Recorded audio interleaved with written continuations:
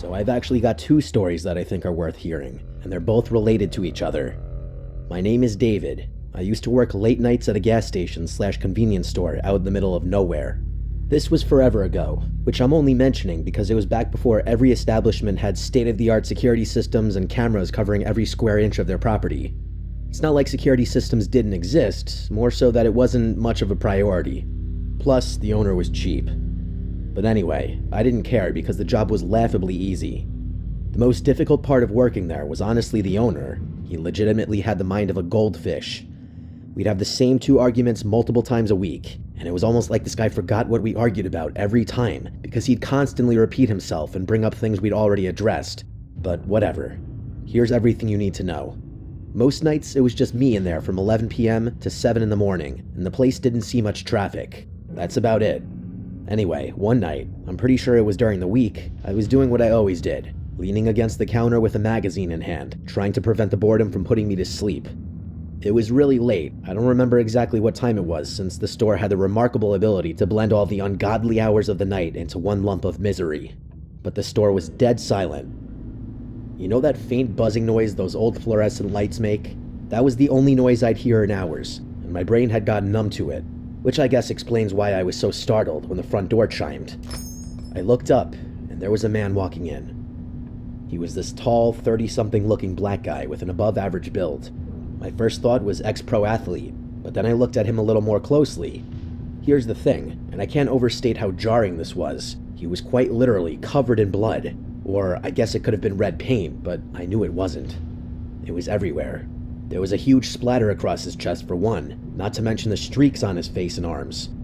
It was a cartoonish amount of blood, which is why my brain took so long to process it.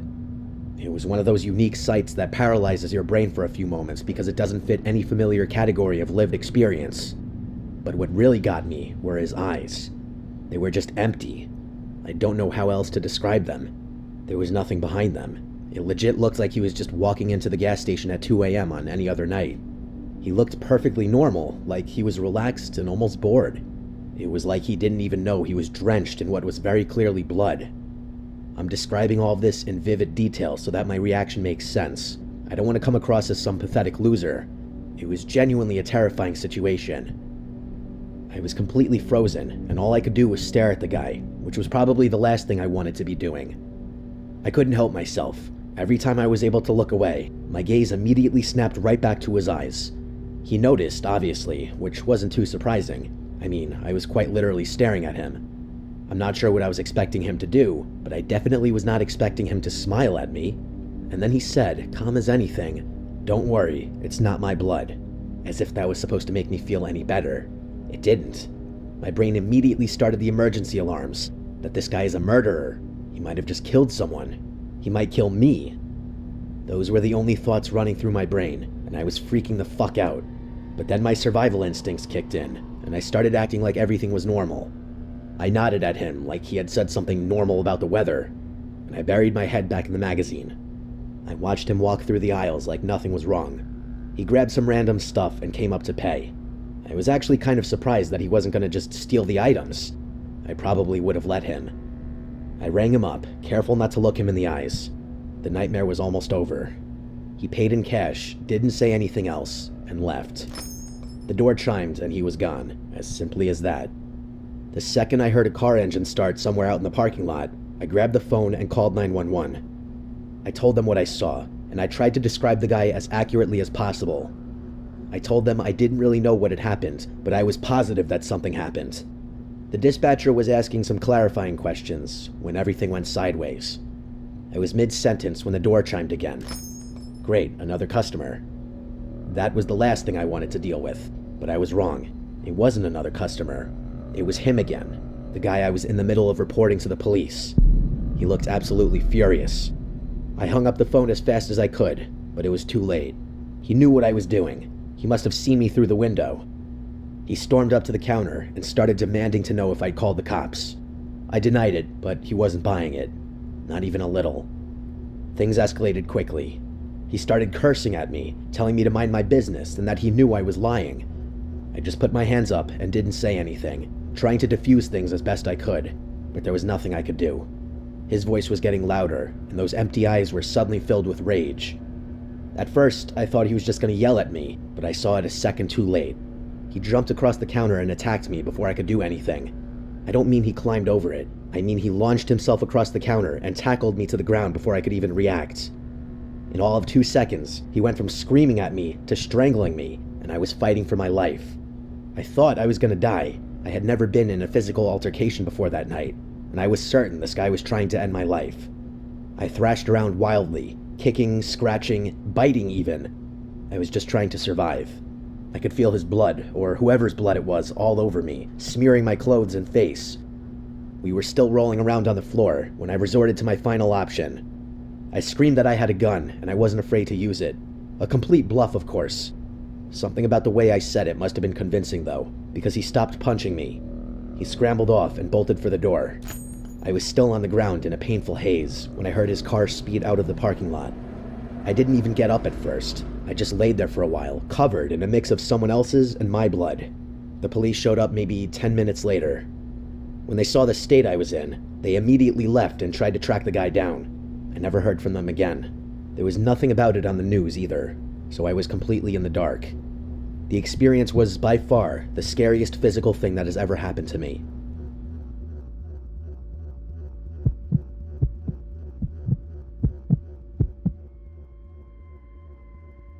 Okay, if you thought that was crazy, I promise you this one's worse. A few months after the first incident, I was still working at the same gas station, which was probably my first mistake, considering what happened. But I needed the money. Also, there was a part of me that had convinced myself it was just a freak occurrence. A one-time thing that had no chance of ever happening again. But that's not the case. It was another late night when the next thing happened. Looking back, the circumstances surrounding the night were pretty much identical to that of the first incident. It was a late night, I was alone in the store, dying of boredom, etc. So anyway, this guy walks in the store and immediately catches my eye. The first strange thing I noticed was that he was wearing a suit, and not just any suit. This thing looked expensive. It was dark gray and perfectly tailored.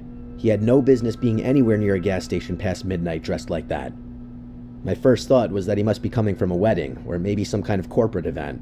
I mean, there had to be some kind of explanation for what he was doing. But even important people don't walk into gas stations in the middle of nowhere wearing nice suits. That just doesn't really happen, and I would know. The guy didn't browse or even so much as glance at the aisles. He clearly wasn't hiding his intentions, or just didn't care enough to. Instead, he walked right up to me. He didn't speak or even look at me. He just reached into his jacket pocket and pulled out a photograph. At first, I was beyond confused, but then I looked down at the picture, and I couldn't believe my eyes. It was a picture of that guy who had come into the store with blood all over himself and tried to kill me. The photo wasn't 100% clear, but I was sure it was unmistakably the same person. I tried to mask my surprise, but I don't think I did a good job. I kept my face glued to the photo, but I could feel that man watching me.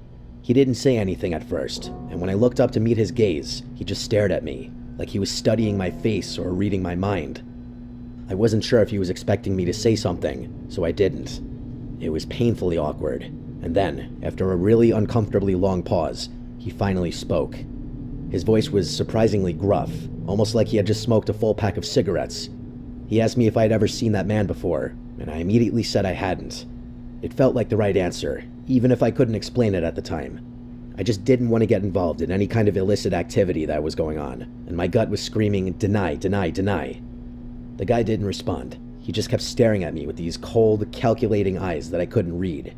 It was really unnerving, especially given what he was asking me about.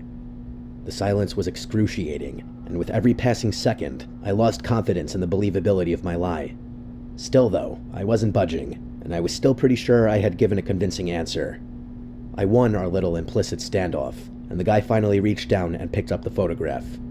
As soon as he turned his back, I let out a huge sigh of relief, thinking everything was over. I watched him walk through the store toward the door, but right before he opened it, he stopped, and he turned back around to face me one more time, and then he just said, "I know you're lying." And then, before I could even respond, he was gone. I was pretty shocked by the whole encounter, more than I wanted to admit to myself. Being in that store all alone didn't feel safe anymore, and I didn't really know what to think. For the life of me, I couldn't figure out what the hell had just happened. Who was that guy? How did he know about the first incident? I wondered if he was a cop or a detective, or if he was something else entirely, someone connected to whatever that blood-covered man had been involved in. That's the thought that really freaked me out. I pretty quickly reasoned that if he had been someone official like a cop, he would have revealed his identity to me, which could only signify bad news. I didn't end up calling the police that time, partly because I wasn't sure what I'd even say, and partly because of the PTSD over what happened the last time I called the police. Nothing happened for a while after that night, though.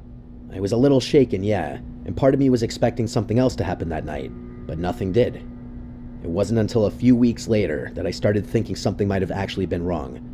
I started noticing the same silver SUV in various spots throughout my day. At first, it was parked across the street from the gas station during my daytime shifts, which was normal enough, but then I noticed it in the parking lot of the grocery store I went to, which was a touch stranger. Once I saw it on my street, the alarm bell started to go off again. I'm not a paranoid person by nature, but when you see the same vehicle in several different locations over the course of 2 weeks, you start to wonder. I had a feeling I knew who it was, and I told myself the next time I saw the car, I would call the police and report it as discreetly as possible. I knew it was that guy who had walked into the store that night in a suit. It had to be him. The worst part about it all was not knowing how he'd figured out where I lived. Somehow, he tracked me down. You have to remember, I lived alone at the time. It's not like I had protection at home or a lot of people to consult on this. I don't know why, but I convinced myself things would blow over if I just ignored it. And of course, that was an awful way to proceed. About 3 weeks after he'd first shown up, I was jerked awake in the middle of the night by the sound of glass shattering. My first reaction wasn't to freeze or flee, but to fight. I grabbed the baseball bat I kept under my bed and ran into the living room. There was no one there, which I was able to determine in just a few minutes because the house was pretty small. There was something, though. There, sitting in the middle of the living room floor, surrounded by broken glass, was a rock. Just a plain rock, maybe the size of a fist. There was no note attached to it, but I understood what it meant. In that moment, I realized I couldn't do this anymore. That guy had clearly been stalking me, and he was clearly involved in something awful and was trying to tell me something. I didn't know what that thing was, but I knew I wanted no part of it, so I caved. I quit my job the next day and started looking for other places to live. It took me a little over a month to find a nondescript apartment a few towns over, and I figured that was good enough. In that moment, I didn't see the SUV one time, but my mind was made up, and nothing happened after that. I was finally at peace, and I was actually able to find another job relatively easily.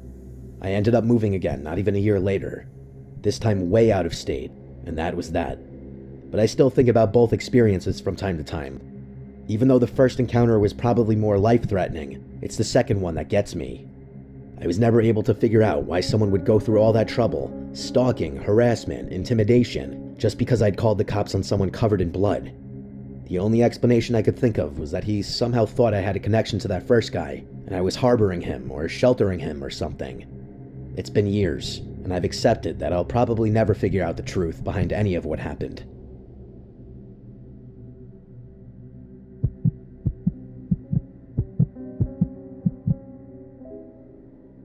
This happened about 8 months ago. The night in question, I was heading back from a job site about 3 hours from my house. I was beat. The job had taken longer than expected, and I didn't have the amount of caffeine in my system such exhausting work required. By the time I got back on the road, it was already past 10. I know a 3-hour drive doesn't sound too intense, but I had been working so hard that even the simple task of keeping my eyes open was a chore. Plus, my truck is several years old. I don't drive a fancy vehicle with assisted driving or anything like that, so it's not like I had the comfort of knowing my car would help with the drive. About 45 minutes in, I knew I needed to stop. My eyelids were doing that thing where they just kind of drift down on their own, and I was having to physically shake my head to stay alert. So I pulled into the next gas station off the highway. It was around 11 at that point. I filled up my tank, smoked a cigarette, and kind of stood there debating what to do. I still had over 2 hours of driving ahead of me, and I knew there was no way I'd make it. So I made the decision to take a quick nap and finish the drive afterward. I drove to the corner of the parking lot and turned my engine off. I was just going to go to sleep for a few hours right there. I've slept in worse places, it didn't seem like a big deal. I was out almost instantly. When my alarm went off, it felt like I had blinked and an hour had passed. I still wasn't fully rested, but I was definitely more alert than before, which was good enough for me.